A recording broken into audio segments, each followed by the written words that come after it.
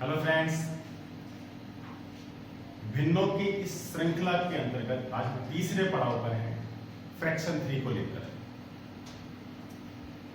Fractions जो संख्याओं के मध्य की संख्याएं होती हैं, खंडों की संख्याएं होती हैं, संख्याएं 0, 1, 2, 3, 4, 5, 6, 7, 8, माइनस में -1, -2, -3, -4, -5, इन्हें हम गिनती, काउंटिंग या पूर्णांक कहते हैं।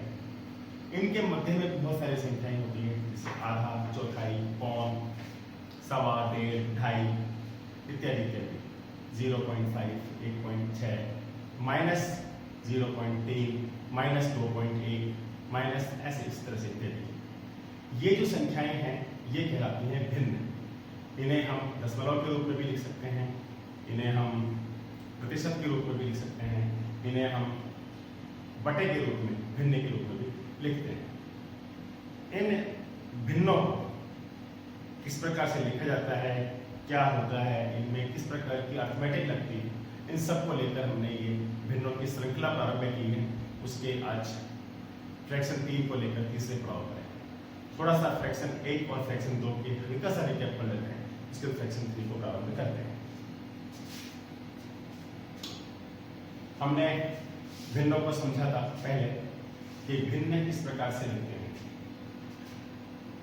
2/5 इस प्रकार से लिखते हैं। ऊपर वाली संख्या अंश न्यूमरेटर कहलाती है, नीचे वाली संख्या को हर डिनोमिनेटर कहते हैं, और उन दोनों को बांटने वाली हम लाइन को फ्रैक्शन बार या अंश विभाग कहते हैं। इसके मतलब होते हैं कि 2 में 5 का भाग, 2 गुणज के रूप में और 5 2 भाज्य के रूप में और 5 भाजक के रूप में होती है। इसे हम अनुपात के रूप में भी व्यक्त कर सकते हैं कि 2/5 का मतलब होता है 2:5। फिर हमने जाना था इस तरबूज वाले उदाहरण को लेकर, आधा किसे कहते हैं, चौथाई किसे कहते हैं, पूर्ण किसे कहते हैं। जब किसी भी एक वस्तु को हम बांटते हैं 2 हिस्सों में तो नीचे बटे 2 लगाते हैं, 4 हिस्सों में बांटते हैं तो बटे 4 लगाते हैं। यदि हम इससे अधिक बराबर बराबर के 5 भागों में बांटेंगे तो नीचे बटे 5 लगाएंगे। किसी भी एक आकृति को, एक संख्या को हम बराबर बराबर के 8 भागों में बांटेंगे तो नीचे 8 लगाएंगे, और जितने भाग उसके चुन लेते हैं उतने ऊपर लिख देते हैं। यहाँ हमने दोनों भाग चुन लिए, 2 भाग किए, नीचे 2 लगाया, तो दोनों भाग चुने तो 2/2। एक भाग चुनते हैं खाली इतना सा आधा रखते हैं तो आधा कहलाता है 1/2। इसी प्रकार से यहाँ हमने 4 भाग किए तो बटे 4 आ गया। खाली 2 भाग चुनते हैं, 2 भाग तो 2/4, और हमने चारों भाग चुन लिए तो चूंकि 4 भाग में बांटा था और चारों भाग चुने, 1, 2, 3, 4, 4/4। तो इस प्रकार से हम चौथाई को 1/4 के रूप में व्यक्त करते हैं। फिर हमें जाना था भिन्नों के रूप। सरल व मिश्र भिन्न कैसी होती है? सरल भिन्न a/b के रूप में कहलाती है। सिंपल, ऊपर एक पूर्णांक, नीचे एक पूर्णांक, नीचे भाग, सरल भिन्न। मिश्र भिन्न में हमने देखा था कि 2 प्रकार की संख्याएं जब मिल जाती है, भिन्न और सामान्य संख्या, तो मिश्र भिन्न कहलाती है। 2 सहित 1/2, 2 सहित 1/2, ये है मिश्र भिन्न। या 2 है वह 1/2 है, ये मिश्र भिन्न कहलाती है। फिर हमने उचित और अनुचित भिन्न देखा था। हमने कहा था कि जब ऊपर अंश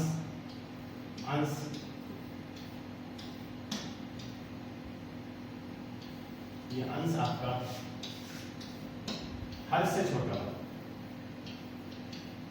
तब उचित भिन्न होगी, और अंश जब हर से बड़ा हो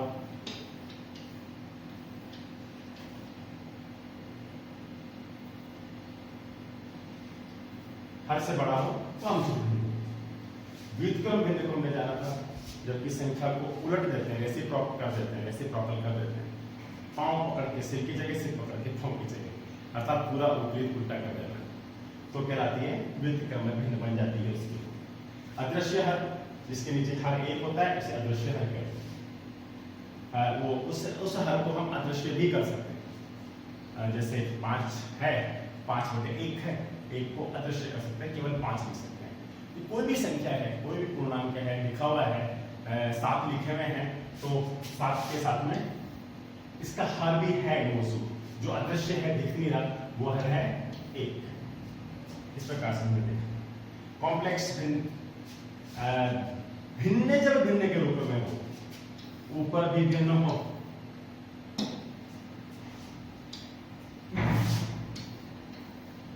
और नीचे ऊपर 1/2 और नीचे 1/4, ये कॉम्प्लेक्स है। केवल ऊपर हो, नीचे ना हो तो भी कॉम्प्लेक्स है। केवल नीचे हो, हर के स्थान पर भिन्न हो, ऊपर ना हो तो भी कॉम्प्लेक्स फ्रैक्शन या संयुक्त भिन्न कहलाती है। मिश्र भिन्न 2 1/2 मिश्र भिन्न को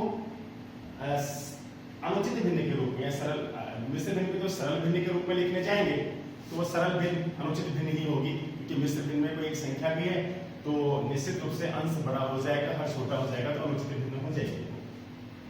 इम्प्रॉपर फ्रैक्शन जैसे मिश्र भिन्न 2 से 1/2, तो इसको सरल भिन्न के रूप में किस प्रकार से लिखते हैं, हर को इससे जो संख्या है उससे मल्टीप्लाई करते हैं, 2 को 2 से गुणा करते हैं, इसको इससे, ठीक है, 2 गुणा 2 प्लस उसमें ऊपर वाले अंश को जोड़ देते हैं, 2 गुणा 2 10 है, 2 दूनी 4 है 5, 5/2, इस प्रकार से। व्युत्क्रम में भिन्न a/b सरल भिन्न है, इसका व्युत्क्रम b/a, b ऊपर a नीचे, माइनस में हो तो भी वही होगा। अदृश्य 7 को भिन्न के रूप में लिखेंगे तो 7/1 लिखेंगे, तो 7 का विक्रम, क्योंकि 7 को 7/1 लिखा है, उल्टा कर दिया, उसका विक्रम 1/7, 5 का विक्रम 1/5, क्योंकि नीचे एक है, हर है इसके जो अदृश्य है, दिख नहीं रहा। हमने देखा 5 का विक्रम 1/5। फिर संयुक्त भिन्न, किसी भी भिन्न का अंश या हर या दोनों सरल भिन्न हो चाहे मिश्र भिन्न हो, लिखा जाए इस प्रकार से, तो वह संयुक्त भिन्न कहलाता है। आज फ्रैक्शन 3 के अंदर हम जो समझने वाले हैं वो समतुल्य भिन्न और लघुत्तम समगुणज, लघुत्तम समबाहु प्रत्यय, जिसे एक नया टर्म के रूप में भी हम लिख सकते हैं, लघुत्तम समगुणज। तो इनको आज हम समझने का प्रयास करेंगे। तो पहले समतुल्य भिन्न, समतुल्य भिन्न को जानने का प्रयास करते हैं।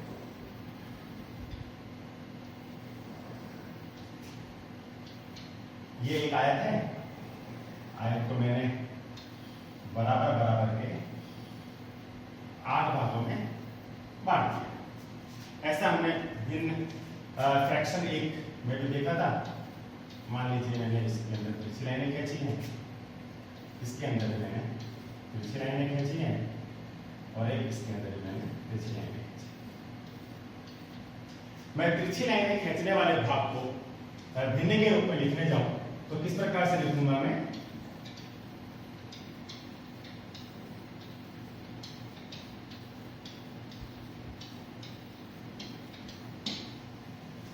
तो जानते हैं मैंने इस पूरी एक आकृति का एक संख्या की कुल कितने भाग किए, 1 2 3 4 5 6 7 8, तो नीचे बटे में आएगा 8, कुल भाग 8। उसमें से कितनों को रेखांकित किया मैंने, 1 2 3, तो ऊपर आएगा 3, तो रेखांकित भाग 3/8। मैं इसके अब पुनः बराबर भागों में 8 भागों में बटाता, मैं 16 भाग करता हूँ बराबर। मैं यहाँ लाइन खींचता हूँ बीच में बिल्कुल, यहाँ लाइन खींचता हूँ। अब कुल कितने भाग हो गए इसके, 1 2 3 4 5 6 7 8 9 10 11 12 13 14 15 16 कुल भाग मैंने रेखांकित भागों को किया था।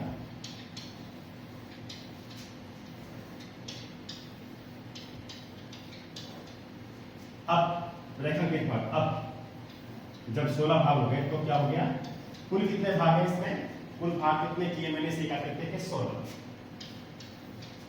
रेखांकित भाग कितने हैं, कितने, 1 2 3 4 5 6 6 6/16। उस एक संख्या के वही रेखांकित भाग है, हमने कोई नया रेखांकित भाग नहीं बनाया है, खाली कुल भागों की संख्या बदल दी है। तो इस पूरे एक आयत के रेखांकित भाग कितने हैं, या रेखांकित भाग कितना किया है मैंने, उसको हमने 3/8 के रूप में भी लिखा, उसे हमने 6/12 के रूप में भी लिखा। तो हम कह सकते हैं कि क्या कह सकते हैं कि दोनों के दोनों हम कह सकते हैं कि 3/8 6/12 के 16 के बराबर है, ठीक है ना? बिल्कुल।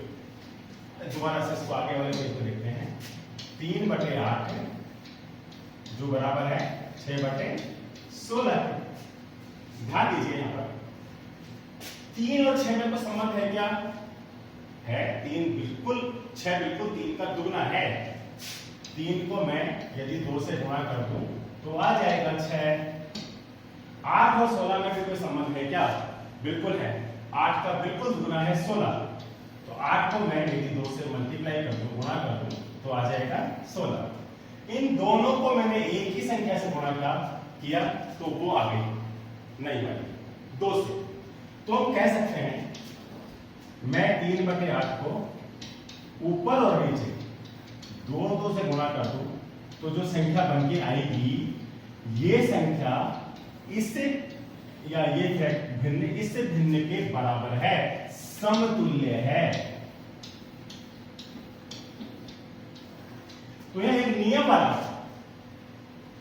यहां एक नियम बना कि किसी भी संख्या को 2/2 से ऊपर नीचे मल्टीप्लाई कर दें, जो नए भिन्न बन के आती है वो नई वाली भिन्न पुरानी वाली भिन्न इसके बिल्कुल समतुल्य होती है। थोड़ा सा हम एक बार पहले वाली उस पर जाते हैं। हमने इसके कुल 16 भाग किए थे, अब हम इसके और भाग करते हैं, बराबर बराबर भाग पढ़ देते हैं, सबको बिल्कुल आधा आधा करते हैं। अब कुल कितने भाग हो गए हैं? गिन लेते हैं। 1 2 3 4 5 6 7 8 9 10 11 12 13 14 15 16 19 20 21 22 23 24 25 26 27 28 29 30 31 32। कुल भाग हो गए 32। नीचे आएगा ना? और रेखांकित भाग कितने हैं? गिन लेते हैं। 1 2 3 4 5 6 7 8 9 10 11 12। इस पूरे आयतकार रेखांकित भाग 12/32 भी है, 3/8 भी है और 6/16 भी है। हम कह सकते हैं कि 3/8 था जो वो 12/32 के भी बराबर है, जो कि 6/16 के भी बराबर था। अब अगले पेज पे आते हैं।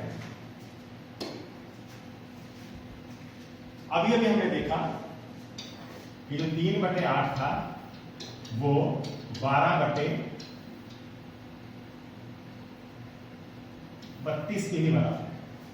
देखते हैं 3 और 12 में संबंध है क्या? 3 का पढ़ा बोले 3 एकम 3 3 दूनी 6 3 3 9 3 चौक 12 4। 3 को 4 से मल्टीप्लाई करेंगे तो आते हैं 12। ऐसे 8 का पढ़ा बोलते हैं तो 8 एकम 8 8 दूनी 16 8 3 24 8 चौक 32। 8 को 4 से गुणा करते हैं तो आते हैं 32। बात वही है।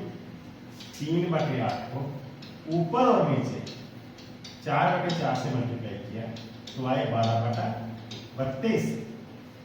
यहां भी हम कह सकते हैं 4/4 से भी गुणा करें किसी भिन्न को, अंश को 4 से और हर को भी 4 से, तो जो नई भिन्न बन के आती है तो नई भिन्न पुरानी भिन्न के समतुल्य होती है। अभी हमने देखा। अब 2/2 से मल्टीप्लाई करने पर, 2 से भी मल्टीप्लाई करने पर ऊपर नीचे, 4 से मल्टीप्लाई करने पर ऊपर नीचे बात हो। हमने क्या किया था? 2 से मल्टीप्लाई किया तो हमने सारे के सारे भागों को दुगुना कर दिया था, डबल कर दिया था।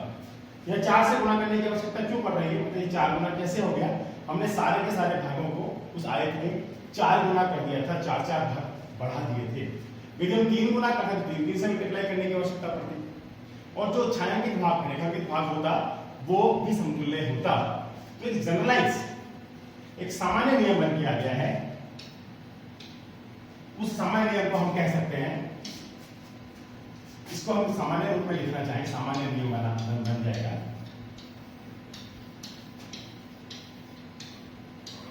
किसी भी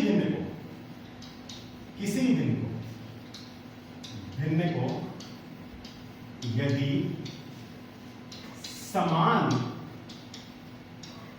संख्या से अंश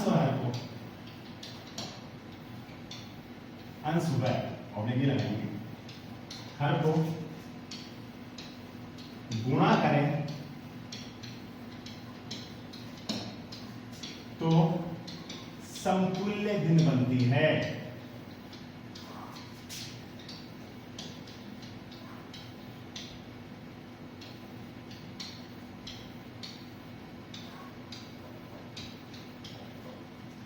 समतुल्य भिन्न बनती है। ये बात समझ में आ गई? सामान्य नियम है समतुल्य भिन्न। कोई भिन्न किसी से ही गुणा करना है, 3/4 है, इसके समतुल्य भिन्न बनानी है।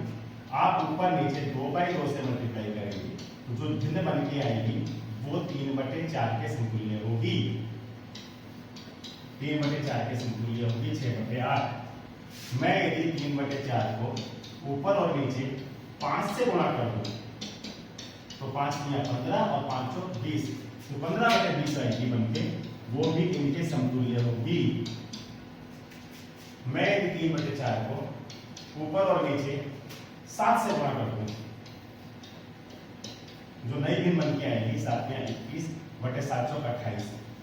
ये जो नई भिन्न बन के आई है 21/28, ये भी 3/4 के समतुल्य होगी। ये चारों के चारों भिन्न समतुल्य हैं। चारों के चारों नंबर लाइन के ऊपर एक ही स्थान को बताएंगी। नंबर लाइन को भी देख लेते हैं। इसे यहाँ 0 है, यहाँ 1 है। 4 भाग करने हैं बराबर के, हमने 4 भाग कर दिए। 4 भाग कर दिए। 4 भाग में हमने देखा 3/4, तीसरे नंबर का 1 2 3, ये 3/4 है। ठीक है। 6/8 हम इस 8 भाग करते हैं। 8 भाग कर दिए हमने इसके, 1 2 3 4 5 6 7 8 भाग। 6 भाग कितने? 1 2 3 4 5 6, तो ये कहलाएगी 6/8। अब हम आते हैं 15/20। 20 भाग करने हैं इसके, 20 भाग करते हैं इसके।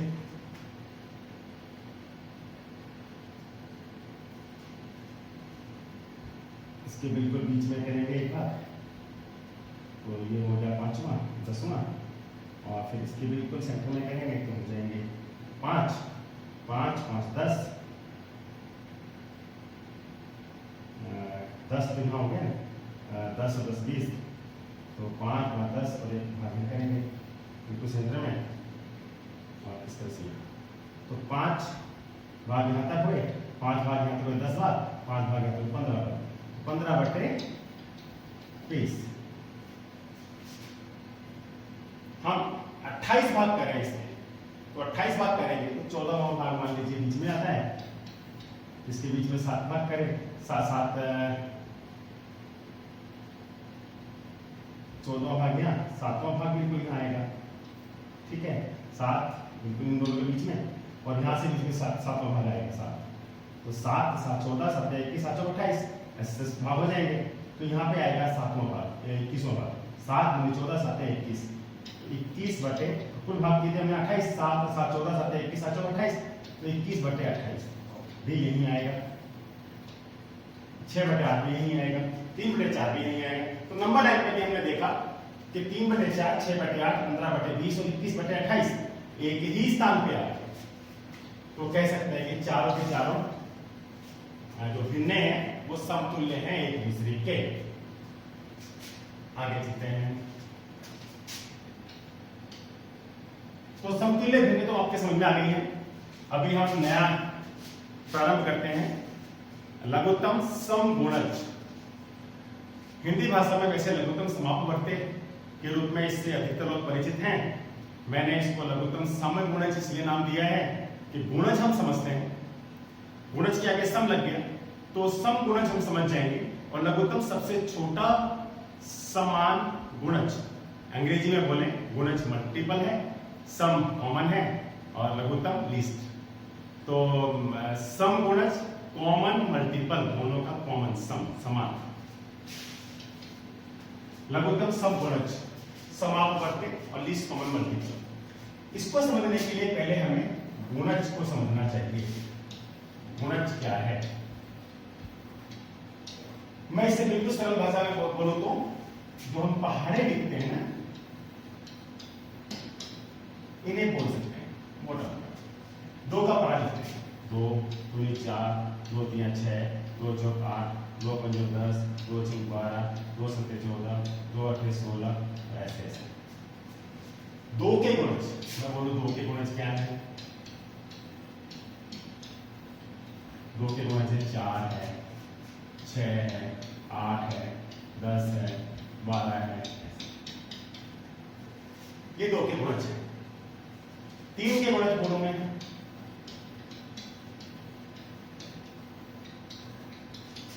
3 के गुणज 3 भी है, 6 3 9 3 12 3 15 ऐसे ऐसे करके 3 के गुणज हैं। 4 के गुणज, 5 के गुणज, पहाड़ है इसके पहाड़। इसको और आसान शब्दों में कहें हम कि हम ए के गुणज ढूंढ रहे हैं, ए के गुणज निकाल रहे हैं। तो ए को 1 से मल्टीप्लाई कर दो, ए को 2 से मल्टीप्लाई कर दो, 3 से मल्टीप्लाई कर दो, ए को 4 से मल्टीप्लाई कर दो, ए को 5 से मल्टीप्लाई कर दो, ए को 6 से मल्टीप्लाई कर दो, ए को ऐसे करते जाओ तो उसके ए के गुणज आ जाएंगे। 1 2 3 4 5 जो आपके नेचुरल नंबर्स हैं, प्राकृतिक संख्याएं हैं, उनसे गुणा करते जाइए तो उसके आगे गुणज आते जाएंगे। तो इस प्रकार से गुणज होते हैं। गुणज माइनस में भी हो सकते हैं, -1 -2 से भी गुणा कर सकते हैं, इंटीजर से गुणा करें तो उसके गुणज आते हैं। हम यहाँ केवल प्राकृतिक संख्याओं की बात करते हैं क्योंकि हमें उसी से ज्यादा काम पड़ने वाला है। दो संख्याएं हैं, उन दोनों संख्या के गुणज लेकर उनमें समान गुणज ढूंढने का प्रयास करते हैं। तो हम दो संख्या ले लेते हैं, 2 ले ली मैंने और 3 ले ली। 2 के गुणज ले लिए और 3 के गुणज ले लिए।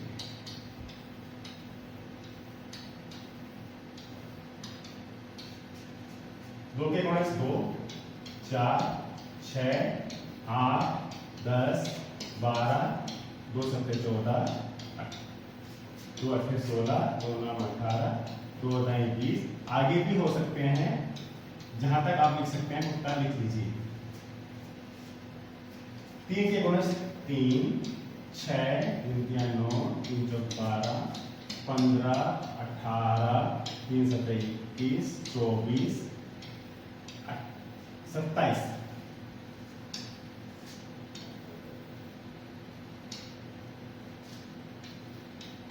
30 33 36 39 ऐसे।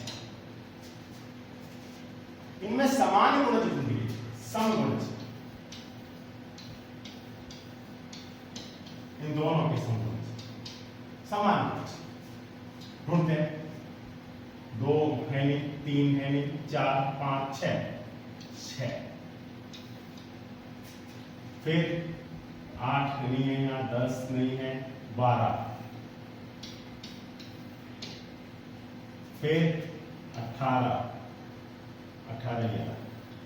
ये 16 है, 18 फिर 24। ऐसे ही आपको आगे भी मिलते जाएंगे।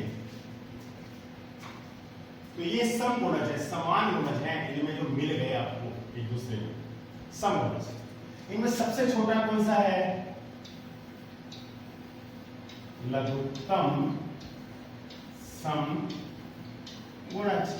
सबसे छोटा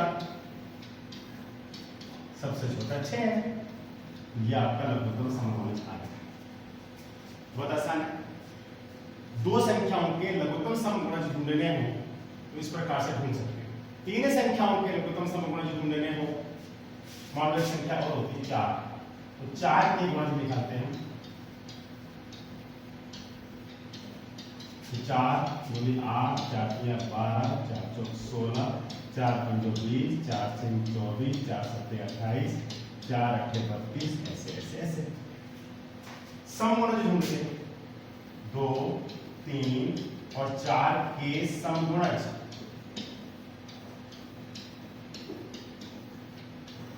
तीनों के देखो 4 इसमें नहीं है, इसमें तो है, 6 इन दोनों में है, इसमें नहीं है, 8 इसमें नहीं है, 10 इसमें नहीं है, 9 भी नहीं है, 12 इसमें भी है, इसमें भी और इसमें भी है, ये 12 तो 12 तो आ गया। 16 इसमें है, इसमें नहीं है, 20 उसमें है, इसमें नहीं है, 24 उसमें भी है, इसमें भी है, 24 ये 24